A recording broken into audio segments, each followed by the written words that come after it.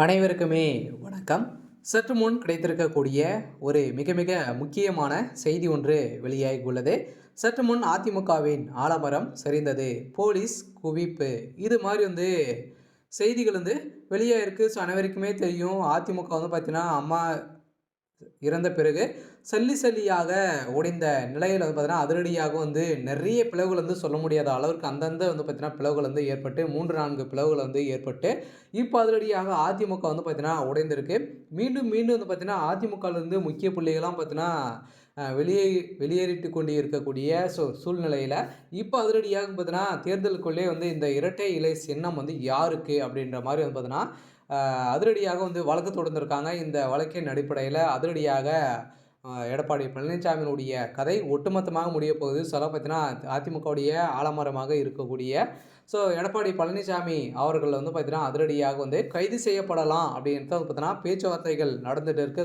அனைத்துக்குமே எடப்பாடி பழனிசாமி அவர்கள் தான் இதற்கு காரணம் அப்படின்ற மாதிரி விசாரணை நடந்திருக்கு. இந்த விசாரணை தேர்தலுக்குள்ளேயே முடிக்க வேண்டும் அப்படின்ட்டு பார்த்தீங்கன்னா திண்டுக்கல் சூர்யா தாக்கல் செஞ்சுருக்காங்க. அப்படின்ற பார்த்தீங்கன்னா ஜனவரி குள்ளே பார்த்தீங்கன்னா முடிக்கிறதுக்கான ஏற்பாடுகளும் நடந்திருக்கு. இருந்தாலுமே அதிமுகவின் இரட்டை இலை சின்னம் பார்த்தீங்கன்னா தொடர்பாக விவகாரத்தில் தேர்தல் ஆணையம் விசாரணை தமிழக அரசு சட்டமன்ற தேர்தல் அறிவிப்பிற்கு முன்பே முடிக்க வேண்டும் என்று கோரிக்கை சென்னை உயர்நீதிமன்றத்தில் மனு தாக்கல் செய்துள்ளது.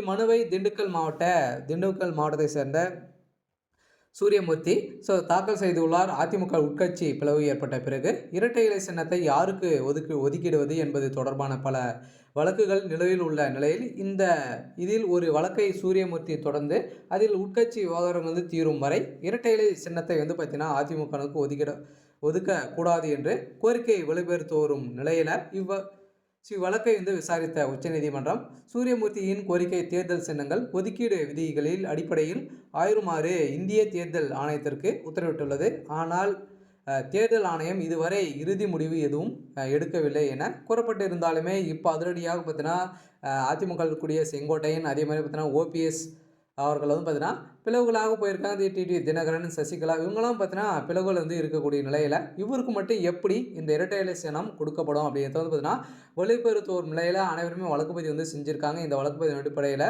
தீர்ப்பு என்ன வழங்க போகிறாங்க அப்படின்றது தான் ஒரு மிகப்பெரிய எதிர்பார்ப்பாகவே இருக்குது. அதுவும் பார்த்தீங்கன்னா 2026 சட்டமன்ற தேர்தலுக்குள்ளே நீங்கள் யாருக்கு அப்படின்றத சொல்லிடணும் அப்படின்றத இப்போ பார்த்தீங்கன்னா நீதிமன்றத்தில் வழக்கு தொடர்ந்துருக்காங்க. பார்த்தீங்கன்னா இப்போ அதிரடியாக அதிமுகவுடைய ஆலமரம் இருக்கக்கூடிய எடப்பாடி பழனிசாமியுடைய கதை ஒட்டுமொத்தமாக முடிய போகுது. பார்த்தீங்கன்னா வருகிற 2026 தேர்தலில் அதிமுக இருக்குமா அப்படின்றத கேள்விக்குறியாகவே இருக்குது. இருந்தாலுமே அதிமுகவில் மீண்டும் பார்த்தீங்கன்னா நிறைய பிளவுகள் ஏற்பட்டு இருக்கு.